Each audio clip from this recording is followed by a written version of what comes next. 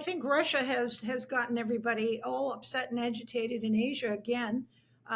It is maybe not going to backfire on him, but Xi came out, President Xi of China came out at the recent BRICS summit saying uncategorically, this shouldn't be happening. This shouldn't expand. You shouldn't, create problems elsewhere. And he's very upset that North Korea has sent ground troops. Hello and welcome to Frontline for Times Radio with me, Kate Chabot. And this time we are joined by Diane Francis, a senior fellow at the Atlantic Council in Washington. She's editor-at-large with the National Post newspaper and has a best-selling Substack with regular updates on geopolitics, including the war in Ukraine and Putin's Russia. Diane, great to see you again. Welcome back. The Pentagon has confirmed at least 3,000 troops have been sent to eastern Russia from North Korea for training and possible deployment to Ukraine. I mean, that sounds like it might well be the thin end of the wedge. What's your understanding?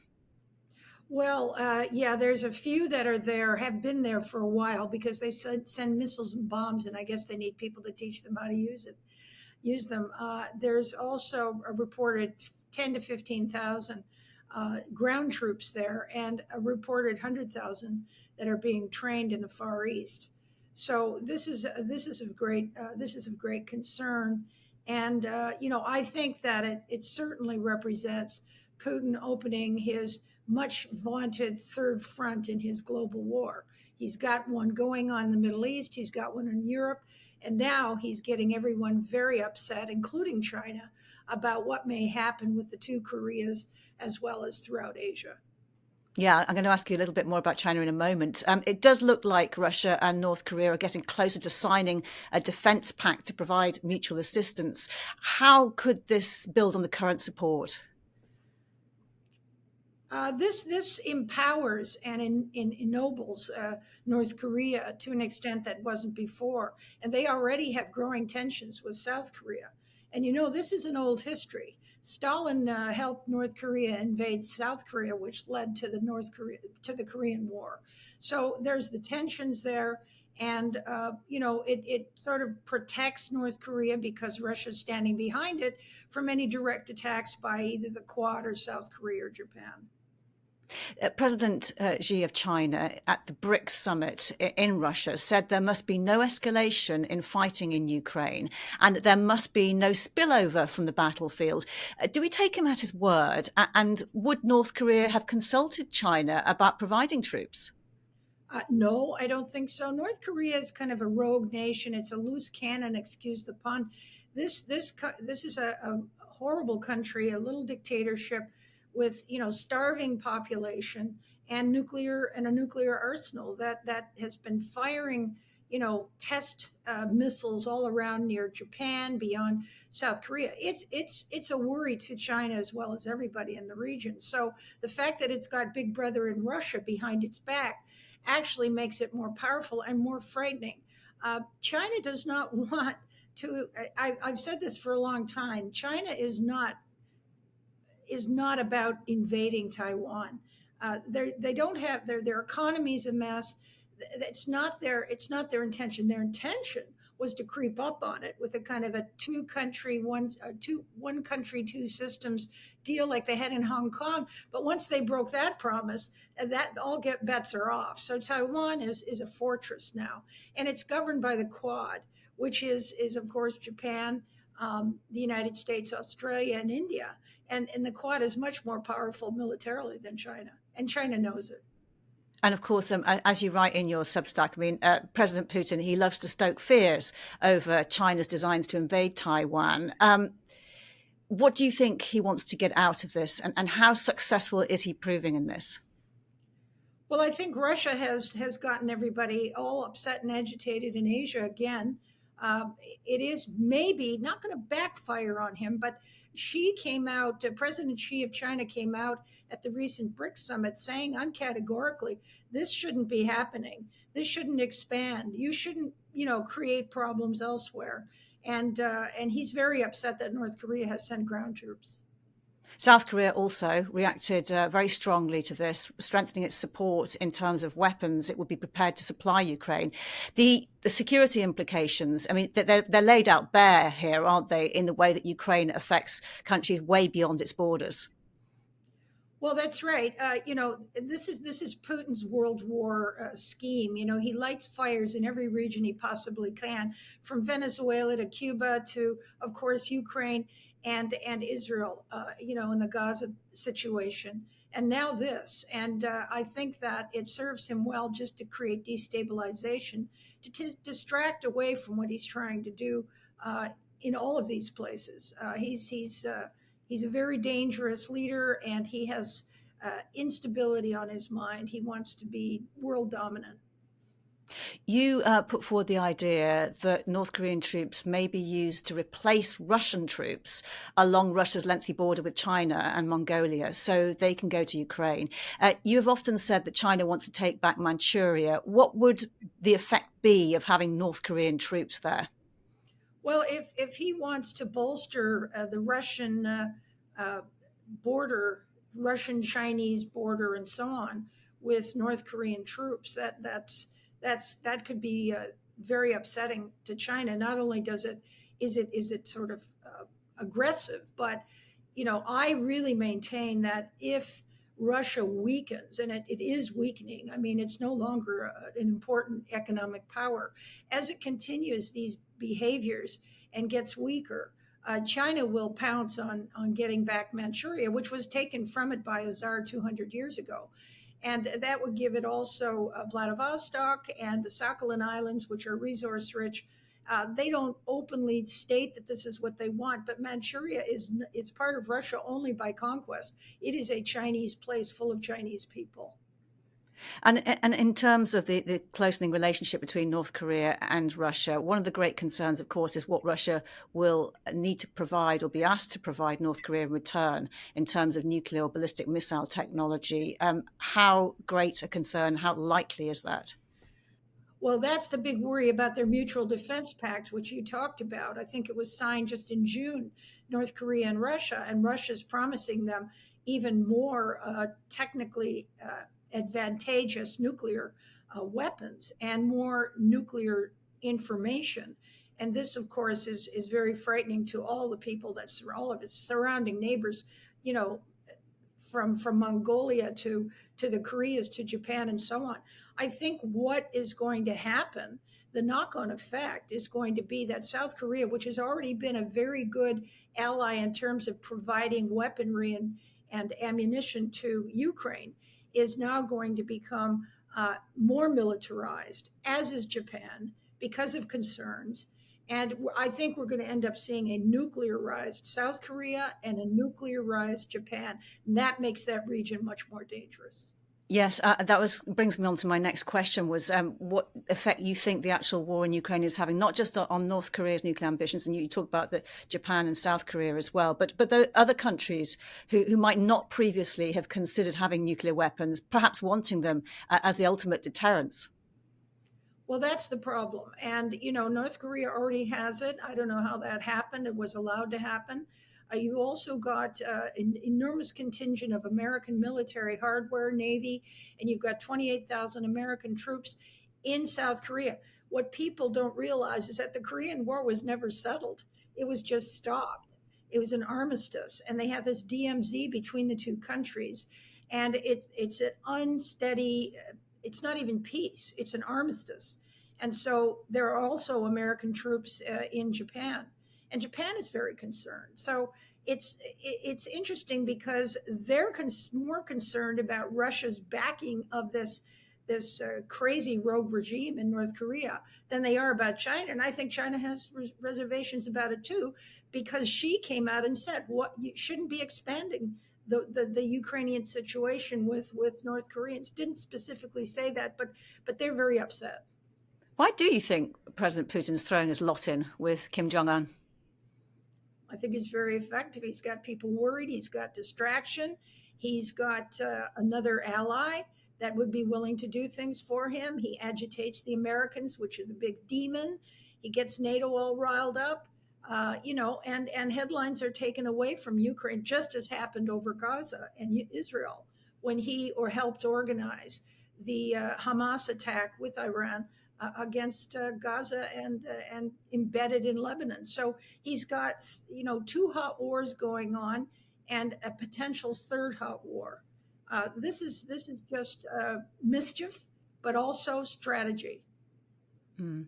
Let's just talk a little bit about the BRICS summit going on in Russia at the moment. China is one of more than 24 countries attending, of these developing countries in Russia. What the huge controversy, of course, is the reported meeting between the UN Secretary General Antonio Guterres and Vladimir Putin on the sidelines. And we don't know. I mean, at the time of us talking now, it's like Thursday afternoon. There hasn't been the statement at the end of the summit yet. So there's more to come out, and probably something about Ukraine as well. Is this summit, though, from what you're seeing at the moment, is it a diplomatic success for Putin? Oh, yeah, sure. We're talking about it. It's getting world headlines everywhere. He's got a couple of dozen countries that are attracted or thinking of joining BRIC. This is his alternate world order with Russia at the top. And that's what he really is all about. He's trying to find an alternative organization to NATO, to the G7, and to the Western Alliance. And that's the whole idea. And he struts around. He's a big deal. He's hosting the meeting. You know, he's portraying himself as a superpower leader. What do you think of the UN Secretary General being there? I'm not happy with the UN Secretary General at all. I think that it's a slap in the face that he would go and meet with the person who organized a group of countries who really don't want the UN to work, don't make the UN work, and he's not siding with them, but you know the man is charged with war crimes, and he's created havoc everywhere. And, you know, I don't think cozying up to him is what the head of the UN should be doing. I think it's absolutely inappropriate. The point has been made, though, elsewhere that he had to go because, and he said it himself, because the countries there represent half the world's population. Yes, it's an important group, and he does represent all the members of the United Nations. But I just think that there should be some moral core to who he talks to, and I think he can pick up the phone and talk to Putin anytime he wants. But I don't think he should go to some big ceremony and show that makes him look like he's a potentate when Putin really is not doing well in Ukraine, and he's not doing well anywhere at home either. So you say it's a diplomatic win for Putin. Is he creating a new world order? Do you see it developing as he would have us believe? I'm sorry, you broke up there. So Could you you re-ask? said that the summit is a diplomatic success for Putin. Is he creating a new world order? Is he developing it as he says he is, and as he would have us believe? Well, well, he's trying to, and more countries are joining BRIC, including Turkey wants to join.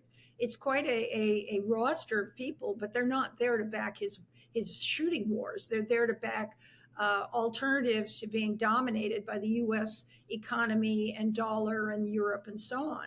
But the fact of the matter is that the BRIC countries only represent 35% of the world's GDP, whereas the NATO countries represent nearly half of the world's GDP. So they're nowhere near the economic size or sophistication or capability of the existing NATO Western alliance, if you want to call it that, which includes, of course, South Korea and Japan. So it's a war of worlds. Can we just talk a little bit now about the Kremlin's influence in the Moldovan voting last weekend? How influential do you think it was in those two rounds of voting in Moldova? Because there was a narrow win for closer ties with the EU, which is too close for what Putin might have wanted, we assume. But the pro-Russia rival gets another chance with a runoff in the presidential elections next month. Well, I think it's very worrisome. I mean, Georgia and Moldova are next on the hit list. There's no question about it. What's left of them? They already have pieces of it in a frozen conflict sort of way. And the Russian disinformation and sabotage and espionage and all of that are just overrunning their political processes in their societies. And so they're trying to push them and pressure them somehow or fool them into moving away from the European Union. The more they move away from the European Union, the more in danger they are. And so these are very key elections to watch. And this upcoming election for Georgia this weekend, It is being very much described as the moment when Georgia turns either towards the west or towards the Kremlin. If it does fall under President Putin's influence, how will he use it in the war, for his war effort in Ukraine? Well, I don't know if it would affect his ability to fight against Ukraine militarily, but it certainly puts another country in his camp, at the UN, at all kinds of forum. It does also allow him probably to set up bases of operations, as he's done in Moldova, military operations from which he can do all kinds of misadventures. And so it's a real problem, and it probably would also, my guess is, result in a massive number of refugees leaving both countries for Europe. If we could just focus in a little bit now on the situation in Russia at the moment. An article in the Times reports a huge rise in organized crime and lawlessness in Russia, not unlike the 1990s under Boris Yeltsin. What is the situation and what is fueling it? I thought it was an excellent article. And I was in Russia. The first time I went to Russia was in February 1991, when it was chaos. It was absolute anarchy and chaos. It was a nightmare. The stores were empty. People were on the streets bartering for jam and puppies, and it was a nightmare. And so Putin came along and restored order. This is very frightening to Russians, because many of the Russians are still alive who went through that horrific situation. And what the Times article points out is that his ridiculous war against Ukraine has been killing so many Russian men militarily. We don't know the numbers, but it's over possibly 500,000 wounded and killed. That he has essentially allowed anybody facing charges or in prison to get out if they agree to join the army. And so you're opening the prisons, you're letting out people that have been convicted or people awaiting conviction. And who knows whether they're in the army. And I also got to believe, because the casualties are so high, that perhaps police have been recruited off the streets to help keep the peace at home into the army, National Guardsmen, and so on. So they're creating a potential crisis, and this may lead to some kind of not revolution, but implosion here and there. And then you've got the Chechen leader going off half cocked again, fighting other people in the Caucasus. So things are starting to kind of not fall apart, but get very, very insecure in that country, and that's got to be a worry for Putin. Yeah, this article also, it says that the criminal justice system effectively is collapsing in Russia because not only can people get out of prison if they agree to go and fight in Ukraine, they can also avoid going on trial in the first place if they sign up to the army. It cites a case of a murderer who went to Ukraine with Wagner, came back. He was exonerated from his crime. Then he gets out. He goes and takes a woman at knife point, seriously injures her. Is facing trial, but actually it's all dropped because he signs up with the army. It's an incredible situation. Which if that's happening, I don't know how many people this we're talking about, but it must have an impact on society if these people come back alive. Well, that's right. I mean, these are terrible, sociopathic players. They may make good soldiers, but will they actually stay, or will they desert and go back and do burglaries and murders and robberies and, extortion rackets and so on?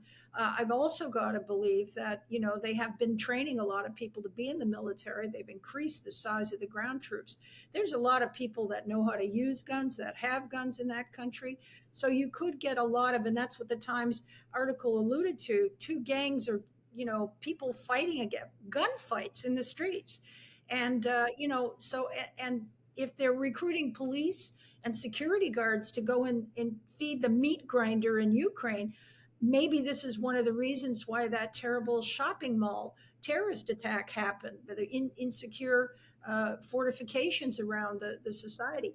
I've got to believe that Russians are very nervous and that the place is armed to the teeth.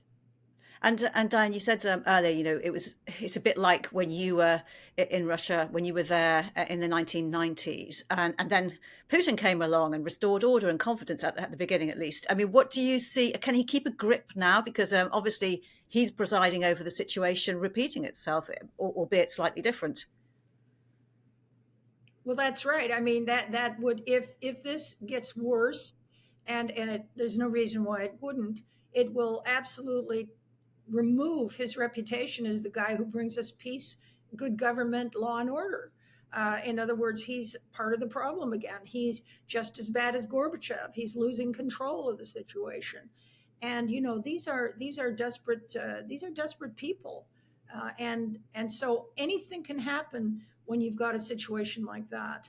And we'll see. I think he's created a social problem again. This is not something he can stop with disinformation either. This is word of mouth. If you have a shooting on the streets of your neighborhood, everybody's going to know about it. They'll pick up the phone or they'll move.